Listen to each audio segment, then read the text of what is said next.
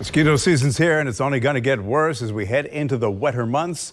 Been outside recently, there's a good chance that you've already scratched a bite or two. So before it gets too bad, one local community is taking steps to take out as many mosquitoes as possible. News4Jax reporter Alicia Hatcher is joining us now. And Alicia, mosquito traps are going up in Atlantic Beach. Yes, they're actually putting up these. These are called Inzecto traps. They were actually created by a University of Florida professor. We tested them out about a year ago, and they actually work. They don't use any chemicals and trap mosquitoes simply by filling them with water. Phil Koehler was contacted by the U.S. military to create a device to keep mosquitoes away while troops are overseas. Now, Inzecto is putting the trap up in Atlantic Beach at a place like Jack Russell Park. The goal is to see how they keep work in our area.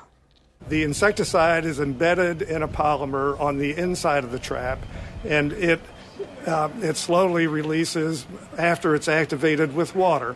So there is no spraying of materials onto vegetation and possibility of harming pollinators. Koehler says his team took what they know about mosquitoes and what attracts them to create the perfect trap for the pest. The mosquitoes are attracted to the red and black color, and also there's like a tea bag inside that has organic matter that makes the water smell stagnant. So they're attracted to the odor, the color, the dead air space, the high humidity.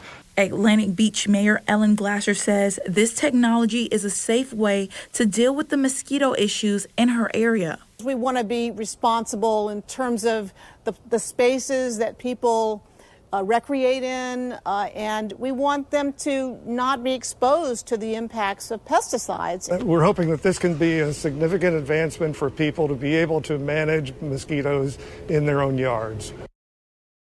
The traps will be up for 3 months. As part of this test, Mayor Glacier says she will release the results to the city to show the benefits of the project. Alicia Hatcher, Channel 4, the local station.